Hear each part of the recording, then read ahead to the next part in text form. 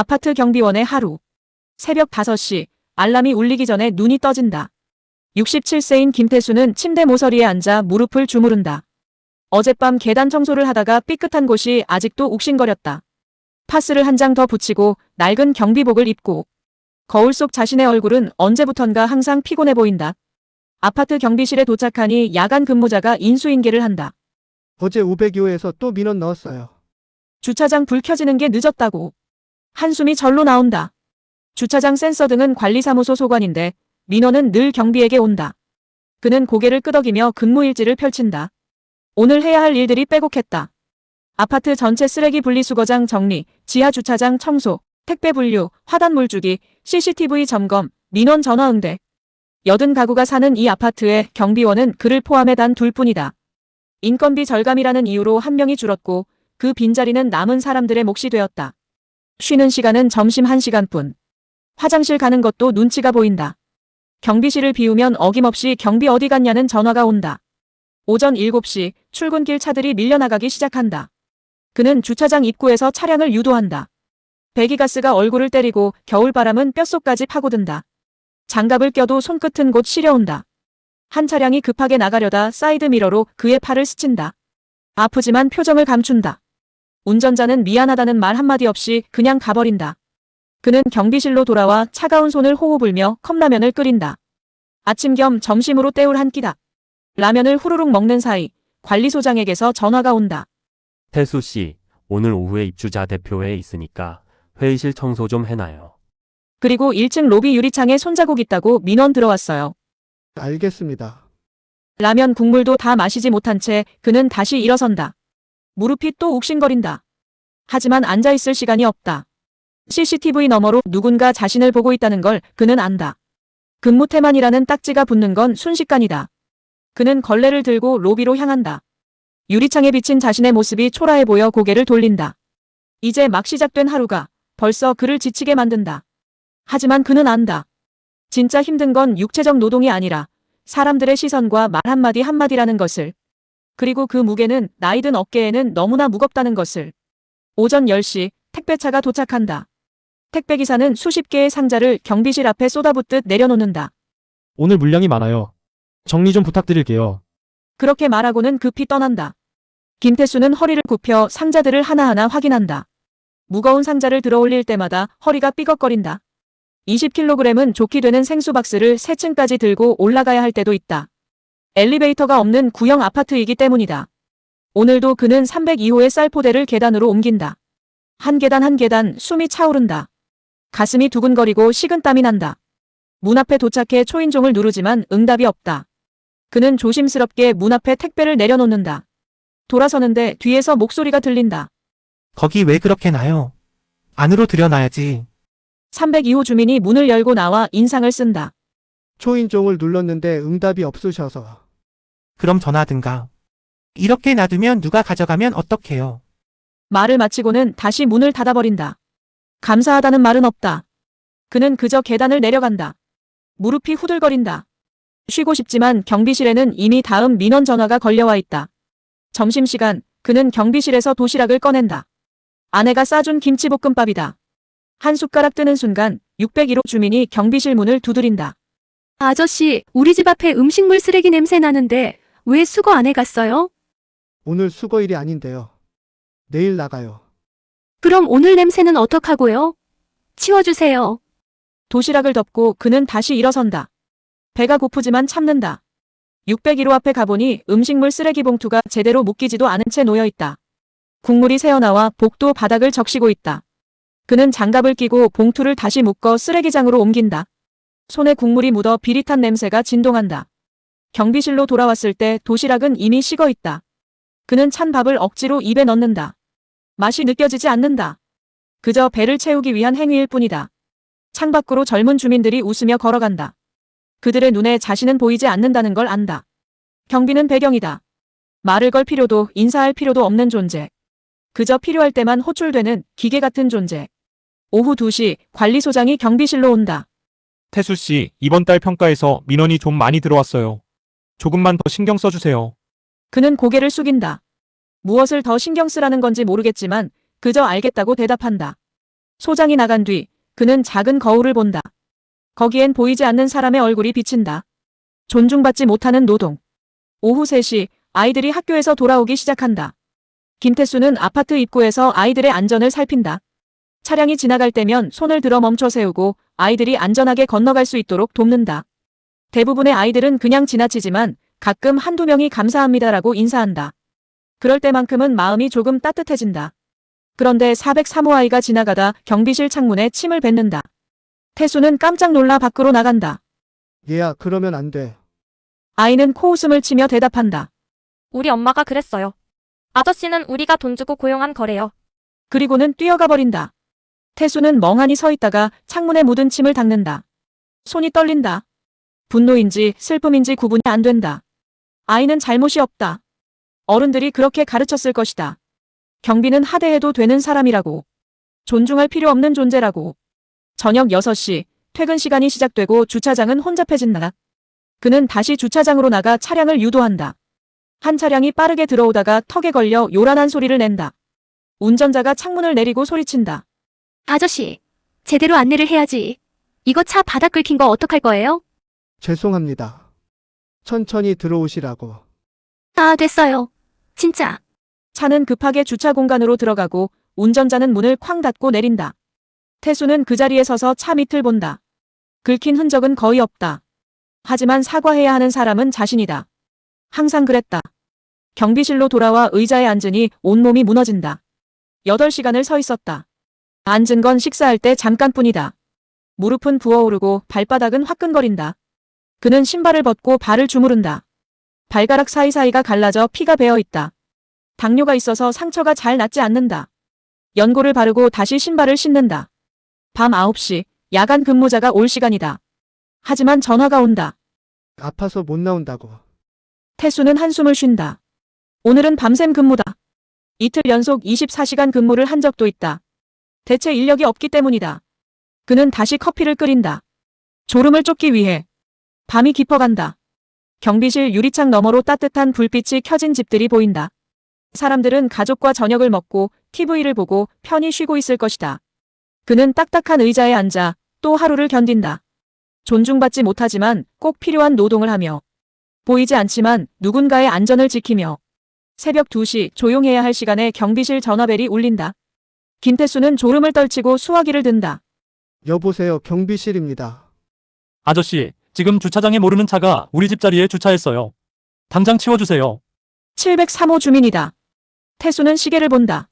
새벽 2시가 넘었다. 지금 차주가 누군지 확인이 어려운데 아침에 확인해서. 아침에요? 지금 당장이요. 내가 어디 주차하라고요? 목소리가 날카롭다. 태수는 코트를 걸치고 주차장으로 내려간다. 추운 지하 주차장. 그는 차량 번호를 확인하고 전체 문자를 돌린다. 해당 차량 주인은 연락 주시기 바랍니다. 답은 오지 않는다. 1시간을 기다렸지만 아무도 나타나지 않는다. 703호에 전화를 건다. 죄송합니다만 차주 연락이 닿지 않습니다. 아침에 바로 조치하겠습니다. 아, 진짜 답답하네. 그럼 아저씨가 차를 옮기든가. 전화가 끊긴다. 그는 한숨을 쉬며 경비실로 돌아온다. 잠은 이미 달아났다. 대신 가슴속에 무언가 응어리가 맺힌다. 다음 날 아침 801호 주민이 경비실로 찾아온다. 아저씨, 어제 택배 못 받았어요. 부재 중이었는데 왜 연락 안 했어요? 택배 기사님이 직접 연락하시는 걸로 알고 있는데요. 아니, 경비 아저씨가 확인해서 연락해줘야죠. 그게 일 아니에요? 죄송합니다. 다음부턴 확인하겠습니다. 주민은 불만스러운 표정으로 돌아간다. 태수는 책상에 머리를 묻는다. 택배 확인까지 자기 일이 된 게 언제부턴가다. 점점 더 많은 것이 경비의 몫이 되어간다. 분리수거장 청소, 화단 관리, 전구 교체, 민원 상담, 택배 관리, 차량 유도, 방역, 소독. 끝이 없다. 점심때 그는 편의점에서 산 삼각김밥을 먹는다. 씹는 것조차 귀찮다. 그때 502호 주민이 경비실 문을 벌컥 연다. 아저씨, 아까 우리 집 앞 지나가면서 쳐다봤죠? 예. 저는 CCTV 확인했어요. 아저씨 우리 집 문 쳐다보고 갔더라고요. 무슨 의도예요? 아닙니다. 복도 청소하다가 그냥 지나간 건데. 기분 나빠요. 다음부턴 쳐다보지 마세요. 문이 쾅 닫힌다. 태수는 김밥을 테이블에 내려놓는다. 목이 메어 더 이상 넘어가지 않는다. 쳐다본 것도 죄가 되는 세상. 그는 더 이상 어디를 봐야 할지 모르겠다. 오후 4시 관리소장이 다시 온다. 태수 씨 이번에 민원이 또 들어왔어요. 근무 태도 불량이래요. 이러면 정말 곤란한데. 소장님, 저는 정말 최선을 다하고 있습니다. 알아요. 그래도 조금만 더 참아주세요. 참으라는 말. 태수는 그 말이 이제 지겹다. 이른을 바라보는 나이에 얼마나 더 참아야 하는가. 그는 대답 대신 고개만 끄덕인다. 소장이 나간 뒤 그는 경비실 구석에 쭈그리고 앉는다. 참았던 눈물이 흘러내린다. 소리내지 않고 조용히. 경비실 CCTV가 자신을 비추고 있다는 걸 알기 때문이다. 그날 저녁 그는 아내에게 전화한다. 여보, 나 그만둘까봐. 왜? 무슨 일 있어? 아니, 그냥 힘들어서. 조금만 더 버텨. 우리 손주 대학 등록금 모아야지. 전화를 끊고 그는 다시 자리에 앉는다. 그만둘 수도 없다. 이 나이에 다른 일을 구할 수도 없다. 그는 그저 견딜 뿐이다. 감정의 한계에서. 어느 목요일 아침 경비실 문 앞에 작은 봉투가 놓여 있다. 김태수는 의아해하며 봉투를 집어든다. 안에는 손편지와 핫팩 2개가 들어있다. 경비 아저씨, 추운데 이거라도 쓰세요. 항상 고생 많으십니다. 마이너스 205호 할머니 올림. 짧은 문장이지만 가슴이 뭉클해진다. 205호는 8순이 넘은 독거 어르신이다. 가끔 몸이 불편해 쓰레기를 대신 버려드린 적이 있다. 그는 조심스럽게 편지를 주머니에 넣는다. 오랜만에 느껴보는 따뜻함이다. 점심시간 그가 컵라면을 먹고 있을 때 한 중학생이 경비실로 다가온다. 504호 아이다. 아저씨 이거 드세요? 아이는 편의점 도시락을 내민다. 아니야, 괜찮아. 이걸 왜? 엄마가 주라고 했어요? 아저씨가 밥 제대로 못 드신다고 들었대요? 아이는 쑥스러운 듯 웃으며 뛰어간다. 태수는 도시락을 받아들고 한참을 멍하니 바라본다. 그리고 천천히 뚜껑을 연다. 제육볶음과 계란말이, 나물이 정성스레 담겨 있다. 한 숟가락 입에 넣자 눈물이 핑 돈다. 맛있어서가 아니라 따뜻해서다. 다음 날 602호 주민이 경비실로 온다. 그는 긴장한다. 또 무슨 민원일까? 아저씨, 저 602호에 사는 김민수예요. 제가 며칠 전에 말 좀 심하게 했죠? 아닙니다. 아니에요. 제가 잘못했어요. 그날 회사에서 화난 일이 있어서 아저씨한테 화풀이한 것 같아요. 죄송합니다. 그는 고개를 깊이 숙인다. 태수는 당황스럽다. 사과를 받는 게 얼마만인가? 아닙니다. 괜찮습니다. 다음부턴 좀 더 예의 있게 대하겠습니다. 민수가 돌아간 뒤 태수는 가슴을 쓸어내린다. 세상이 다 나쁜 사람만 있는 건 아니구나. 조금씩, 아주 조금씩이지만 변화가 느껴진다. 일주일 뒤 입주자 대표 회의가 열린다. 태수는 평소처럼 회의실 청소를 하고 물을 준비한다. 회의가 시작되고 그는 경비실에서 대기한다. 1시간쯤 지나 회의가 끝나고 대표 한 분이 경비실로 온다. 태수 씨, 오늘 회의에서 경비 근무 환경 개선 안건이 통과됐어요. 네? 그게 무슨? 경비 한 분 더 충원하고 휴게 시간 보장하고 과도한 민원은 관리소에서 필터링하기로 했어요. 일부 주민들이 계속 건의해줬거든요. 태수는 믿기지 않는다는 표정으로 대표를 바라본다. 정말 그렇게 되나요? 네, 다음 달부터 시행됩니다. 그동안 고생 많으셨어요.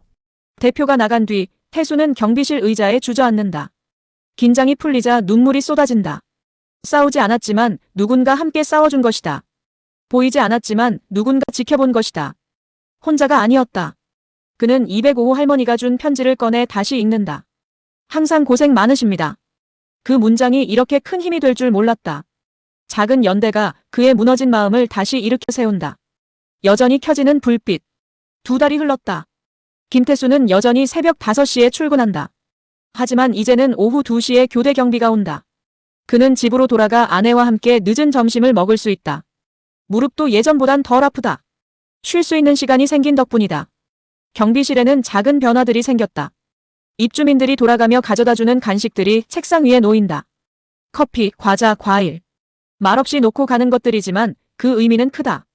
당신을 신경 쓰고 있다는 메시지다. 어느 날 403호 아이가 경비실 앞을 지나간다. 예전에 창문에 침을 뱉었던 그 아이다. 아이는 멈춰서서 태수를 본다. 아저씨, 저번에 잘못했어요. 응? 무슨?